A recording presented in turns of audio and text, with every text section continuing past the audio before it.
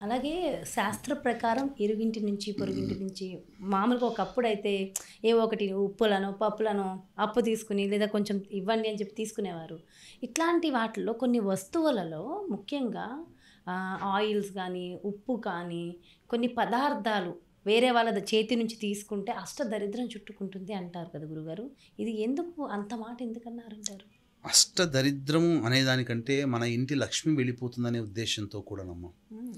అందుకనే ఉప్పు అనేటువంటిది ఏంటి? సముద్రం నుంచి పుట్టింది. సముద్రం నుంచి పుట్టినటువంటిది ఏంటి? లక్ష్మీదేవి పుట్టింది, పారిజాతం పుట్టింది, అమృతం పుట్టింది, చంద్రుడు అక్కడి నుంచే, శంఖములు అన్నీ ఆ విధంగా అక్కడి నుంచే ఉద్భవించాయి కదా. అంటే ఉప్పు కూడా సముద్రం నుంచే వచ్చింది. అంటే ఏంటి? లక్ష్మీ స్వరూపం. మన చేతి మించి ఇంకొకళ్ళ చేతికి మనం ఉప్పుని అందించామంటే మనలో ఉన్నటువంటి లక్ష్మి వెళ్ళిపోతున్నట్టు భావన. అందుకే వడ్డించే విస్తరలో కూడా ఉప్పుని పైనుంచి వేస్తారు. ఉప్పు డబ్బా పట్టకరండి అని అంటే ఉప్పు డబ్బాని చేతికి ఇవ్వరు, ఉప్పు డబ్బాని కింద పెడతారు, తీసుకోని అంటారు. మీరు అన్నట్టుగా నువ్వులు కూడా తైలము. తైలం అని అంటే ఏంటి? శనికి సంబంధించినటువంటిది ఏదైనా కానీ. కర్మదోషాన్ని సూచించేది తైలం. కర్మదోషం పోవాలంటే తైలాన్ని దానం చేయమన్నారు. ఇప్పుడు నీ చేతి మించి నువ్వు తైలం ఇస్తున్నావు అంటే అతనికి ఇస్తున్నట్టే లెక్క భావన. పొరపాటున కూడా ఇచ్చే వ్యక్తికి స్పృహ ఉండి వాడేదో మనసులో చదువుకొని తైలం నేను దానం చేస్తూ నా కర్మ పోవాలని చెప్పి వాడి చేతిలో పెట్టాడు అనుకోండి, అయిపోయినట్టే. తీసుకునే వ్యక్తికి తెలియదు కదా అతని మనసులో ఏమున్నదో. అందుకని ఏం చేస్తారు? తైలాన్ని అన్నప్పుడు పక్కకి ఇట్లా పెడతారు. ఇది ముఖ్యంగా నువ్వులు కూడా, నల్ల నువ్వులు కూడా కర్మదోషానికి కారకం, కర్మదోష విముక్తికి. నల్ల నువ్వులు చేతికి ఇచ్చినా తీసుకోకూడదు. అన్నిటికంటే ప్రధానంగా ఒకరు వాడిన వస్తువులు ఇంకొకరు వాడకూడదు.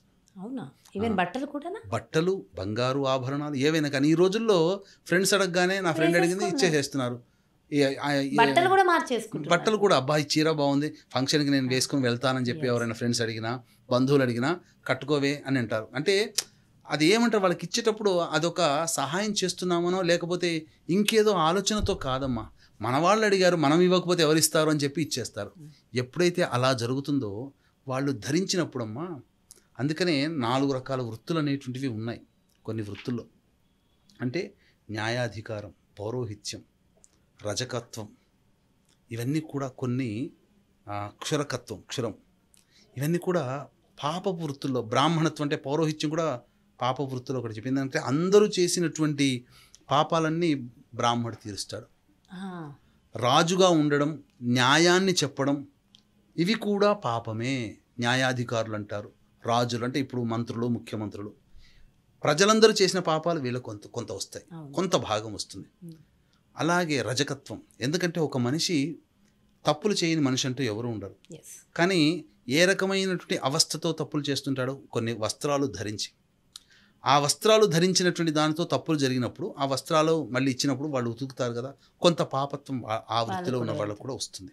క్షురకత్వం. మనిషి అనేక రకాలైనటువంటి పాపాలకి నిలయం ఈ యొక్క వెంట్రుకలు, శిరస్సు మీద ఉన్నటువంటి వెంట్రుకలు, జుట్టు. కాబట్టి అది ఆ వృత్తిని సరిచేసేటువంటి వృత్తిలో ఉన్నవాళ్ళు కూడా కొంత పాపత్వాన్ని పొందక తప్పదు. కాబట్టి ఇటువంటి కొన్ని వృత్తుల్లో ఉన్నటువంటి వాళ్ళు. అలాగే బట్టలు ఒకళ్ళు వాడినవి ఇంకొకరు వెళితే వాళ్ళు వాడినటువంటి వాళ్ళ కర్మ అనుసారం వాళ్ళకి అంటుకొని ఉంటాయి. ఇంకొకరు ఎంత ఉతికినా, గుర్తుపెట్టుకోండి, ఎంత ఉతికినా, శుభ్రం చేసినా, లాండ్రీకి ఇచ్చినా ఆ కర్మ, ఆ దోషం పోదు. అది ధరించిన వాడికి మళ్ళీ వీళ్ళు వస్తాయి. ఇంకొక విషయం చెప్పమంటారు? కొంతమంది, చాలామంది సెంటిమెంటల్గా ఇనుప వస్తువులని ఒకళ్ళ దగ్గర నుంచి తీసుకోరు. కత్తెరలు కానీ ఇవన్నీ కూడా. కారణం ఏంటంటే అవి తీసుకున్నారంటే వాళ్ళ చేతి నుంచి కత్తెరలు తీసుకున్నా, బ్లేడ్లు తీసుకున్నా, అలాగే గుండు సూదులు, ఇనుప వస్తువులు ఒకళ్ళ చేతి నుంచి వాడుకోవడానికి ఇచ్చినా వాళ్ళిద్దరి మధ్య కొట్లాటలు వస్తాయి. అందుకనే చాలామందికి సెకండ్ హ్యాండ్ వెహికల్స్ తీసుకోరు. ఇనుము శనికి సంబంధించింది కదా, ఇనుము వస్తువు వాడు వాడింది వాడికి ఏదో కర్మ అయిపోయి ఉంది, ఆ దోషాన్ని నేనెందుకు మళ్ళీ పట్టుకోవాలని చెప్పి కొంతమంది సెకండ్ హ్యాండ్ 2 వీలర్స్ తీసుకోవడానికి ఇష్టపడిన కారణం ఇదే.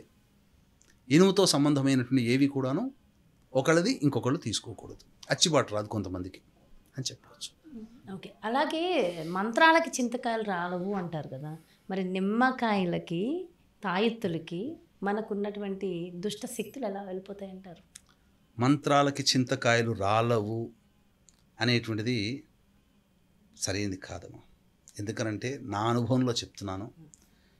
అంటే ఇది 2014 సంవత్సరంలో జరిగినటువంటి సంఘటన.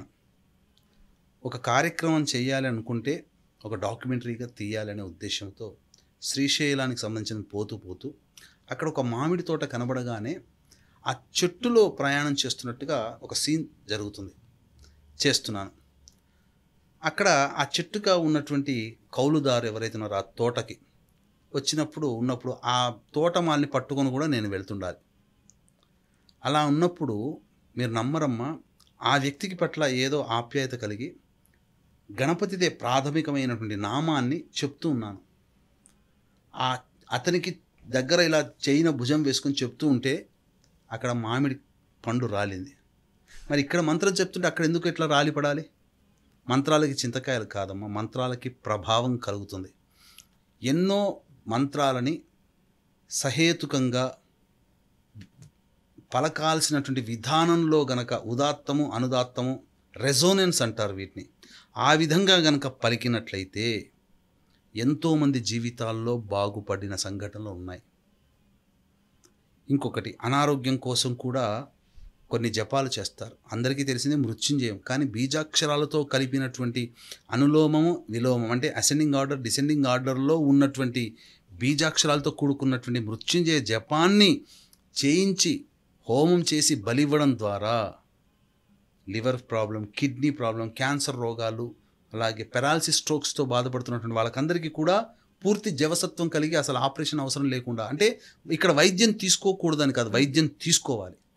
వైద్యంతో పాటు ఈ దైవ పరిహారం ఇలా పాటించినట్లయితే తప్పకుండా తొందరగా కోలుకుంటారు. మీరు అన్నట్టుగా నిమ్మకాయలు తాయెత్తుల్లో అని అంటారు. నిమ్మకాయకి ఒక అతీతమైనటువంటి శక్తి ఉందంటే నెగిటివ్ ఎనర్జీని పారదోలగలిగేటువంటి శక్తి ఉంది. మనసులో పుట్టేటువంటి వికారాలు ఏవైతే ఉంటాయో, అంటే మనిషికి నకారాత్మక శక్తి అంటే నెగిటివ్ ఫోర్స్ అనేటువంటిది నరదృష్టి సోకిందనుకోండి, ఏమవుతుంది? మనిషి అంతా కూడా ఆలోచన విధానం మారిపోతుంది. గాలి సరిగ్గా తీసుకోలేడు, అన్నం తినబుద్ధి కాదు. కానీ ఈ నిమ్మకాయని, మంత్రించిన నిమ్మకాయని తరచూ వాసన చూస్తుండడం వల్ల పాజిటివ్ ఎనర్జీ పెరుగుతుంది. మనలో ఉండే ఒక ఆరా అంతా కూడా సరిచేయబడుతుంది. కాబట్టి నిమ్మకాయలో మంత్రశక్తిని గ్రహించే శక్తి ఆ నిమ్మకాయకు ఉంటుంది. ఆ మంత్రశక్తితో పాజిటివ్ ఎనర్జీ ఆ నిక్షిప్తమైన నిమ్మకాయని పట్టుకోవడం వల్ల, తరచూ వాసన చూడడం వల్ల, వాళ్ళు అదే చెప్తుంటారు కదా, ఎవరైనా పండితుల దగ్గరికి వెళ్ళినప్పుడు మంత్రించిన నిమ్మకాయ ఇస్తారు, తల కింద పెట్టుకో. అదే మామూలు నిమ్మకాయ పెట్టుకుంటే ఉండదంటారా? దానికి ఒక విశేషత ఉంటుంది. మంత్ర నిక్షిప్తమైనటువంటి నిమ్మకాయని ఇచ్చినటువంటి విధానం వేరు. తర్వాత మీరు యంత్రం గురించి అడిగారు. యంత్రం కూడా అంతే. ఆ యంత్రంలో ఒక మొత్తము బీజాక్షరాలన్నీ కూడా నిక్షిప్తం చేస్తారు కదా, కొంత జపం చేసి ఆ జపం అంతా కూడా ధారాదత్తం చేసి ఇస్తారు. ఆ యంత్రానికి కూడా ఏం చేస్తారు? ఈ శక్తిపాతం చేసి ఇస్తారు. ఆ శక్తిపాతం చేసినట్టు యంత్రాన్ని చుట్టినటువంటి తాయెత్తును ఎవరైతే ధరిస్తారో నిరంతరం పాజిటివ్ ఎనర్జీ ఇలా తిరుగుతూ ఉంటుంది. అది కంటికి కనబడదు. అది మనకు వచ్చేటువంటి పాజిటివ్ వైబ్రేషన్ నెగిటివ్ వైబ్రేషన్ని దూరం చేస్తుంది.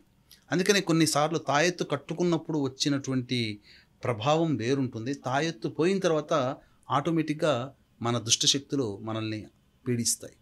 కాబట్టి అందుకనే తాయెత్తు కట్టుకోవడం అనేటువంటిది ఆచారంగా ఉన్నది. తాయెత్తు వల్ల కూడా మంచి ఫలితాలు కలుగుతాయి. కాకపోతే అవి పంచదశి యంత్రములు అంటారు. ఆ యంత్రాలని ఈ రోజుల్లో సాధన చేసి దానికి శక్తిపాతం ఇవ్వాలంటే చాలా నియమనిష్టలతో కూడుకున్న వ్యక్తి మాత్రం ఇవ్వాలి తప్ప బజార్లో దొరికినట్టు ఏవో పెట్టినవి తాయెత్తులు ఇచ్చి ఇది కట్టుకోవు, వేలాడదీసినవి ఇవి ఇట్లాంటివి కావమ్మా. అవి సరిగ్గా పనిచేయవు. ఓకే.